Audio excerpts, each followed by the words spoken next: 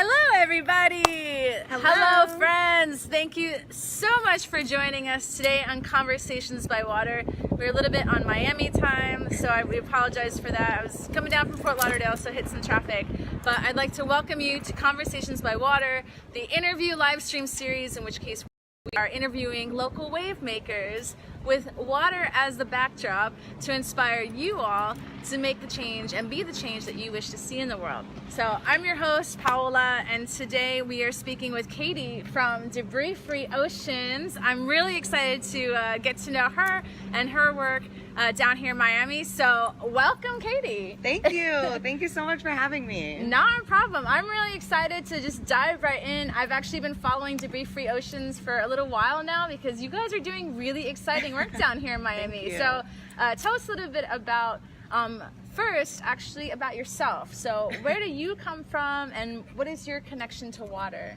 So I was born in Stuart, Florida, which is about 2 hours north of here, and I moved to Miami when I was 11. So I am a South Florida born and raised. Learned how to swim before I could walk. Me too. I love that. Okay, no wonder. And basically, I got very involved in ocean sports, and I just wanted to be out on the water at all times. And then high school came around, and I read this really impactful book for me called Ocean's End by Colin Woodard. And it spoke about all the different oceans throughout the world and what was happening to them, whether it was algal bloom issues causing dead zones like in the Gulf of Mexico or overfishing. And I had really never conceptualized humans' ability to impact this thing that I loved so much, and it really changed my whole life. I was straight on track to go to NYU and study theater and be a performer, and I completely just derailed on that plan and ended up going to the University of Miami for ecosystem science and policy, and wanted to dedicate myself to ocean conservation. And while I was there, I started realizing that one of my abilities that I thought I could bring to the ocean conservation table was the ability to speak to others and help get others to change for the better for ocean health. And I thought one of the best ways to continue on that pathway was to go to law school.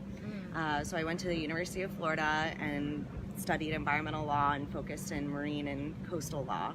And towards the end of law school, ended up realizing plastic pollution was really a topic that I thought, one, was under discussed, and something that was gravely impacting our oceans, and also something that was tangible for everyday people, even if they didn't understand the nitty-gritty of science.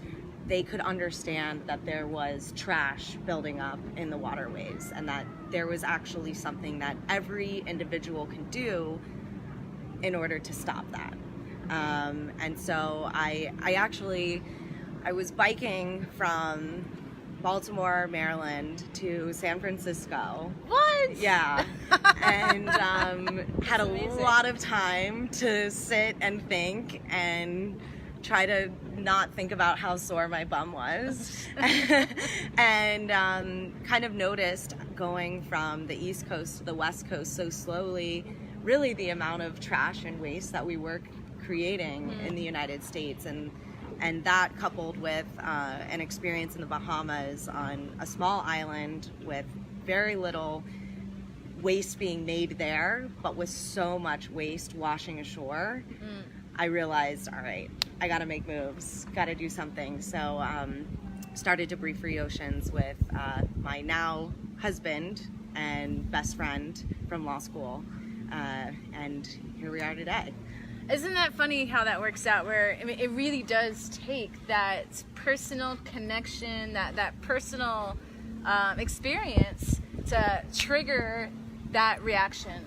And it's funny that you say Baltimore. That's actually where I got my start. I was volunteer at the National Aquarium in Baltimore, like even that was my first job at 16 years old. I was taking tickets and checking strollers, you know, like who does that? But it was so much fun. I loved being at the aquarium, and same thing, that's when you like really get to experience why this ocean is so important, and it's really neat that you actually did something, and you went a very untraditional path. I don't know, I didn't really know much about marine law or that it even existed at the time. I knew I wanted to be doing marine biology, but it's really neat that you actually took that particular path. What made you see that that was a better way to make an impact? So I like to give credit to my professor of the philosophy of law and morality course at UM. And basically what it taught me was that law is a mirror of what our society's moral code is. And so that concept really fascinated me and drove me to want to learn more and dive into it, and then also to get Debris-Free Ocean started so that we can start shifting the moral fabric of Miami so that we can ultimately put laws in place that make sure that our environment is protected for everyone to enjoy. And we were speaking earlier before we went live, and you have this really visual, I would call it visual analogy. Can you share that with us? Yes. So when I talk to people about the solution to plastic pollution, often a lot of people jump straight to cleanups, which cleanups are completely part of the solution, and they're totally needed, and they're a great outreach tool. But we also need to stop the source of this pollution. And the analogy we were talking about was your kitchen sink is running in your house, and your house is flooding, and the sink won't turn off, and you're running around with a mop trying to clean it all up, but the water keeps coming. The water on your floor is akin to the trash that you're cleaning up, and the water coming out of the faucet is akin to the trash that you keep creating yourself, and the products that we keep creating out of plastic, and virgin plastic specifically. And so what we need to do is turn off the faucet and clean up the mess, and then we have a clean house. Absolutely. And that the neat thing about that analogy that I really appreciate is that it speaks to both sides, both what we call top down and bottom up situations when we're trying to deal with a problem. That it's not always just, you know, consumers' fault, our faults, but it actually is a bigger problem than that. And when we're talking about bigger industry, that's a really neat model to be able to touch point with them and make sure that they are also contributing to the big problem. So what are give us some examples of how Debris-Free Oceans is making an impact against plastic pollution? So one of our favorite programs is our education program. So we've spoken to over 4,500 students in Miami-Dade County. And last year, we were really grateful to receive a grant from Lush Cosmetics, which allowed us to get 1,000 Zero Waste Toolkits. Let's see this. Yeah. So it's a reusable bottle, reusable bag, and then reusable bamboo silverware. These are so good. Yeah, and actually this bottle, I'm obsessed with it. It's made out of recycled aluminum, sourced from America. Oh yeah, made in the USA. Made in America at a zero waste facility that hires veterans. So I was like, this is the best bottle. Anyway, we got about 1,000 of these through that grant. And so over this past year, in addition to going out to schools and giving our presentation, we were also able to give each student a zero waste toolkit so that they can take away what they learn and go implement it immediately after that class. And we've been conducting surveys before and after in order to demonstrate the impact of that, and the comprehension of students and their ability to know that they are actually part of the problem and then they can also be part of the solution goes from, like 10% to 95% by the end of the presentation. So they're really taking it in that they can be part of the solution, and that makes me really excited to know that we're educating this army of students throughout Miami that can go out and educate others and also be part of the solution by bringing their own utensils or bottles places and leading by example.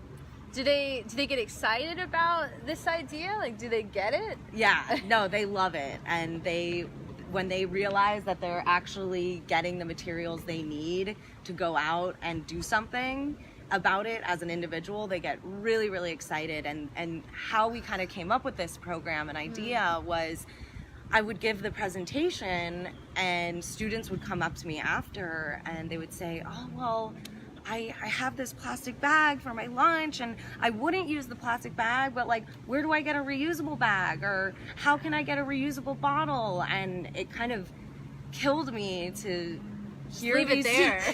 to have these students dot. asking me for like, I want to do something. Where do I get started? And so this was the solution to that. Like, here you go out and be, you know, as an individual, a change maker, and start that chain reaction. And that it's a really neat model that you all follow, and that you very much are about empowering the individual.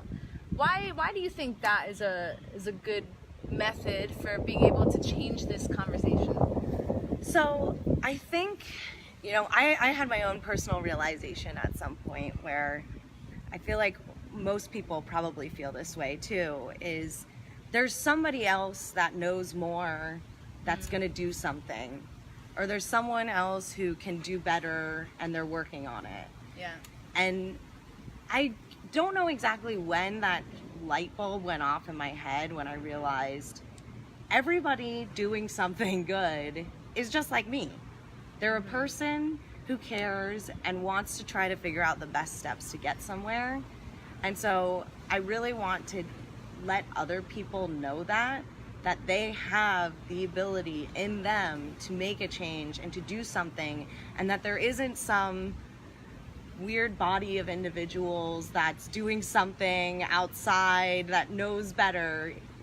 Those people, or whoever you think that body of individuals is, are just people like us. Mm-hmm. And as individuals, we can push things forward. So we really love inspiring and getting individuals to get out there and make a difference. Oh, there's that quote, right? We are each a drop in the ocean, and together we are the sea. You know, we are this greater force, and that's exactly, I think, the kind of mentality that we can all be inspiring and empowering, and that's exactly what you all are doing with your programs, with your hands-on education programs. That's what we're trying to do here with this live stream, is to empower everybody out there and to show you that, you know, it doesn't take complete lifestyle change that's going to be so challenging and difficult, that just one little thing at a time, one step at a time. So I love that you mentioned that, and that's recently a new buzzword that's kind of come up within the organization is reducitarian.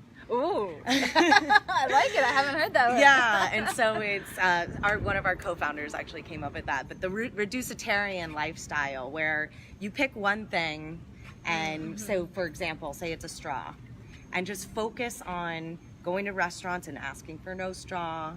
Focus on bringing your own straw with you. Do that for a few months. And once you're comfortable with it, once it becomes habitual, becomes part of your lifestyle, then try to take on the next bit. Because I think a lot of the time we get overwhelmed by the concept of the zero waste lifestyle. That we want to get there. That is the goal, but don't let the goal hinder you from taking the steps that you need to get there, because it's always just a learning experience for yourself and how these lifestyle changes fit best within your lifestyle and how you live, because we are all individuals and doing different things. So we always like to encourage the reducitarian concept and taking small steps one at a time. And I think people would also be surprised at how many others are actually watching when you do something like that. So when you do bring your own steel cup or your own steel straw, or like for instance, when we walk our dog around the block,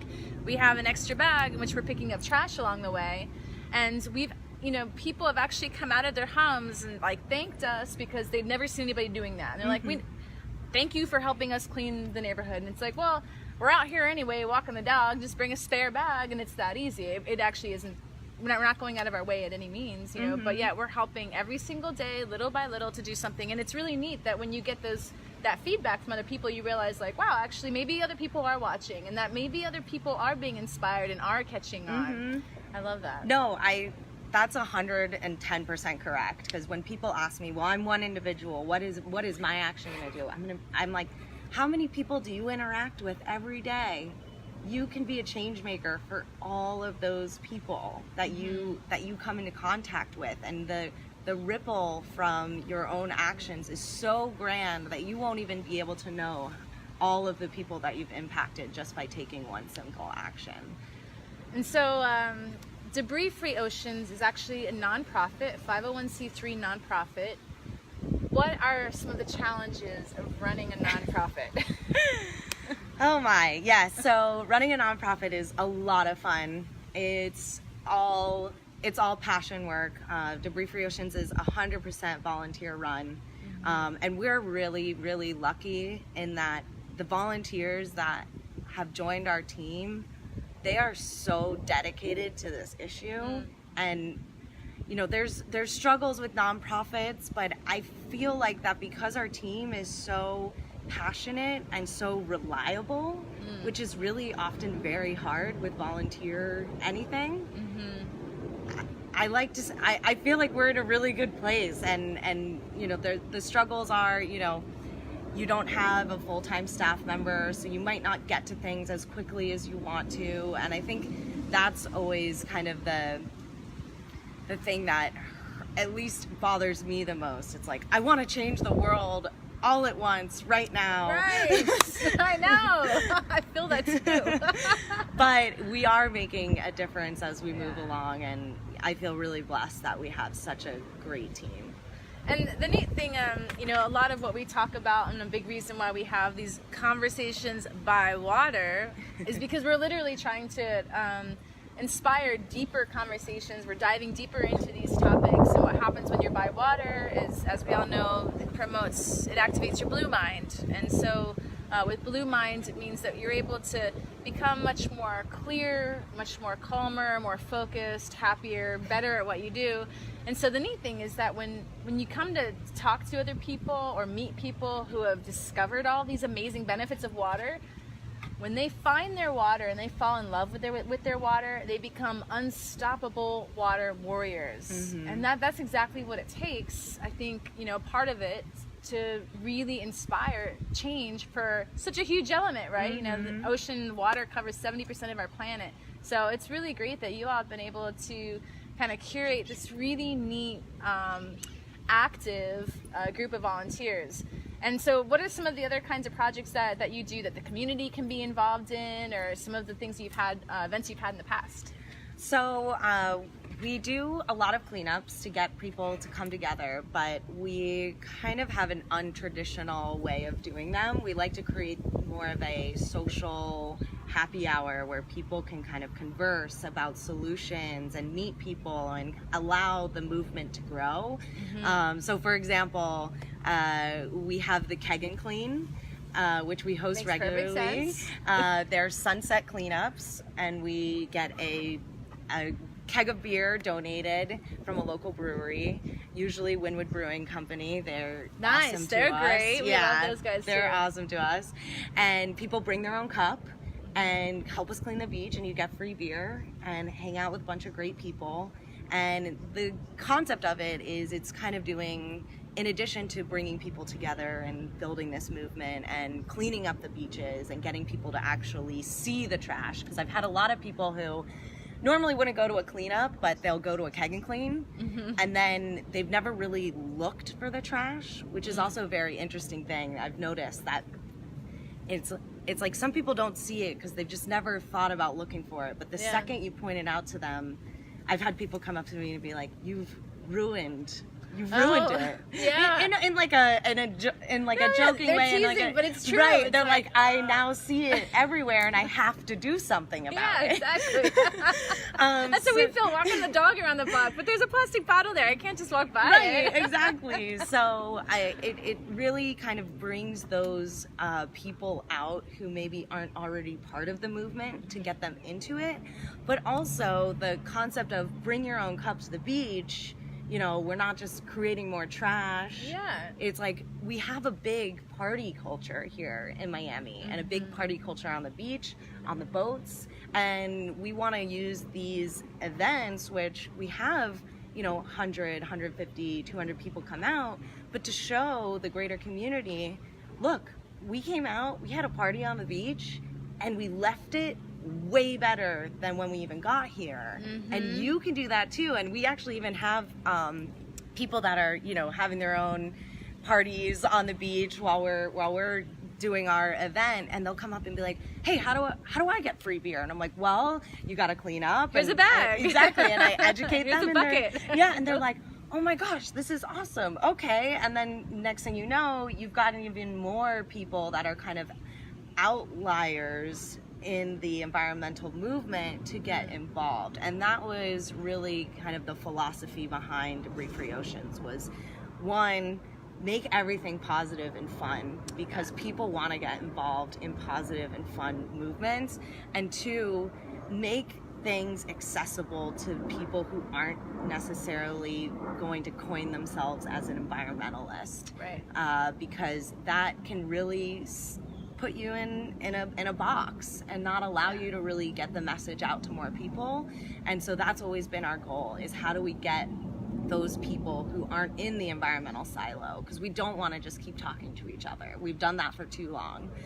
We need to get outside of the box, and this is a great example of bringing people out and putting it on social media. And another event that we do that's kind of in line with that is we host an annual eco fashion show. And so who in Miami doesn't want to go to the fashion show? Right. So we get to bring in a lot of people who, again, aren't ordinarily part of this movement, but we host a zero waste fashion show. And so describe what that means. Yeah. So that means that basically we work very closely with the venues we partner with, and we go through diligently with them and their managers on all the products and all of the items that are being ordered for the event and how they're disposing of them. And that's actually a secondary purpose of, we put this in the program of lifestyle awareness events, but Eco Fashion Show is one of them. But by working with these venues and kind of forcing them to be zero waste in order for us to host our event there, it allows them also the opportunity to go through the process of saying, what would it look like if we went from our current operations to a zero waste operation? Maybe this isn't so hard. Yeah. If we can do this now for this event, maybe they'll start, maybe it begins with the reducitarian concept, maybe it's getting rid of plastic straws, but it's a start, and we like to use that as a conversation with them. But then also highlighting to the community also all of these different companies that are integrating sustainability and social impact into their business model, so that you can seek out these new initiatives where there's actually businesses doing good nowadays, which is awesome. And so we use the Eco Fashion Show to highlight that as well. I love that. And for whatever reason, I have yet to make it down for one of these fashion shows. And so you'll have to make sure that it fits my schedule next time. Okay. I will check with you. Right. We're going to have our first planning meeting next week. So I'll let you know tentative dates. Fantastic. Yeah, but we're really excited. It's always in the fall. So stay tuned. I hope you'll be there. It's such a fun time. And for people who actually don't know why it's such a big deal within the fashion industry, so why is being green, or what's so bad with the fashion industry? So I know it's a huge it's a big huge topic, but so fast fashion really is when you go to a trendy store, buy something cheaply made, and it's intended to only last a very short amount of time, which you can kind of relate that to single-use plastics in a sense. You're creating something that the materials will last forever, but it's only intended to be worn or used a few times. And so it's that disposable nature of the fashion industry, as well as the fashion industry has really poor practices in many ways in terms of the dyes that they're using, the materials that they're sourcing. And so we try to highlight those groups that are sourcing upcycled materials, are locally made by people getting fair wages, in good conditions, because they actually say that the fashion industry is the second most polluting to the oil industry. Oh my gosh. Yeah. Wow, that's wild. Mm-hmm. And one of the big themes that I hear that's happening with your group is that you do a lot of collaborations. And so you have this collaboration with these other venues and sustainable partners, but then you also had a recent collaboration, for instance, with Lean Orb, Anastasia. Hi, Anastasia, our guest last week, who had an incredible event, Miami is Not Plastic. But it's really the collaborations that are making the difference, right? Mm-hmm. Yeah, so I feel like that was a lesson I learned really early on in starting to Breathe Free Oceans. It was the impact that you can have as a single individual or single organizations versus the impact you can have when you do collaborate. It is exponential. And so we love working with groups like volunteercleanup.org, Surfrider Miami, Miami Waterkeeper, and these are all groups that have different missions, but our mission of curbing plastic pollution overlap, and so we love collaborating with them on initiatives like the Miami is Not Plastic event. They were all there educating the public about plastic pollution, educating the politicians as well. So it's really great to kind of have this network of dedicated people that we can kind of tap into, and that can tap into us and work together. And one of the initiatives that we started working on that was part of this collaboration building piece is we do monthly cleanups in Wynwood. Oh, neat. Pub crawl pickups. Oh, pub crawl pickup. That would do very well in Fort Lauderdale. Yeah, so basically what happens is people get a cup like this. Actually, the Wynwood Yard sells these, and you get a free, the Wynwood Yard. Yeah, and you get a free beer when you buy one, or a free drink with it, and then every drink after is $1 off. Nice. Which is awesome. And so we partner with a bunch of different restaurants and bars in the area, and we do basically a trash pickup throughout the neighborhood, stopping at these different bars and restaurants and getting free food and free drinks, and it's really fun. But we always, in addition to partnering with those individuals, we partner with another nonprofit in the area, because the goal is to kind of share the opportunity to reach these new people, to build and strengthen the relationships between multiple nonprofits, and it's been really successful and really fun, and kind of, I think, helped build that collaborative community vibe, so to speak, which has been really nice. That's so fun. Yeah. I love it. Yeah, you have to come down for one of those too. That I will. Yeah, absolutely. Our next one will be in June. Oh, exciting. Mm-hmm. And so we'll make sure we include the links to all of these really fun events down below in the comments, and so we don't want to miss out on those opportunities. But something else I wanted to find out, I mean, everything you do, it sounds so impactful, and you're very intentional on these projects that you do. You even work on a project that's literally starting at the source of where pollution can be happening in Ohio and connecting it here to the ocean. Just tell us a little bit about that briefly. It's really exciting. Yeah, so I'm helping launch a nonprofit up in Ohio, and the goal is to raise awareness between the connection of Ohio and the oceans, because depending on where you are in Ohio, but you are the headwater of everything that's flowing into the Gulf of Mexico. And so here we're doing work in Miami and really, you know, getting the change here, but we're really kind of almost at the end of the tailpipe. Whereas we have to start thinking of moving our way inland because we have pollution coming all the way from the middle of the United States.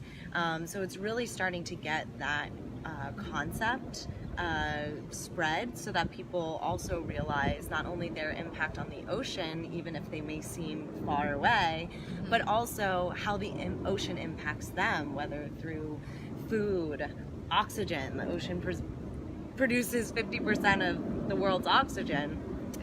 Or medicines or what have you. Right. The ocean is benefiting all of us, and it's not just, you know, people who have the privilege to live on the coastline. Right. So yeah, really excited about working on that project as well. It's the Ohio Ocean Foundation. You want to check it out. Yeah, absolutely. And what is one of the favorite things that you love about what you do? I love meeting new, good people. I love the people.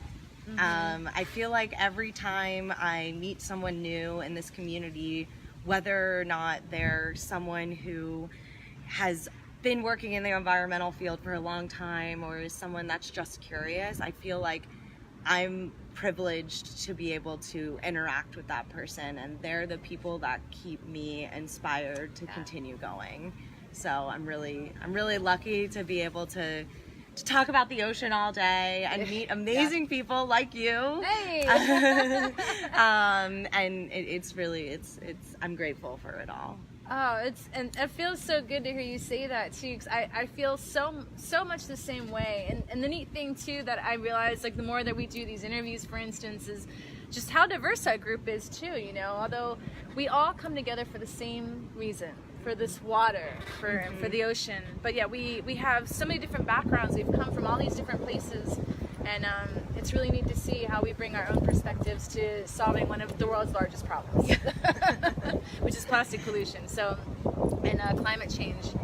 But well, I want to thank you so much for joining us today on Conversations by Water, and I want to make sure everybody knows where they can learn about your events, where they can donate, where they can participate, volunteer. So awesome. Yeah, so if you want to learn about our events, definitely follow us on Facebook. We always have our events listed there. If you want tidbits of information about plastic pollution, ways that you can change your lifestyle, definitely follow us on Instagram. We're always putting out new initiatives that you can jump on board with. And if you'd like to donate, please visit our website, which is www.debrisfreeoceans.org.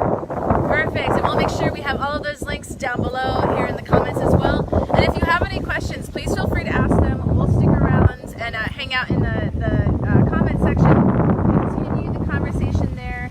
And Caiti, thank you so much for being here with us today and speaking with us. You are truly a wave maker. Oh, thanks. And you know, the oceans are so going to be so much better here in the future because of your efforts and because of the mission that you're spreading here in Miami and beyond. So thank you for everything that you do. Thank you.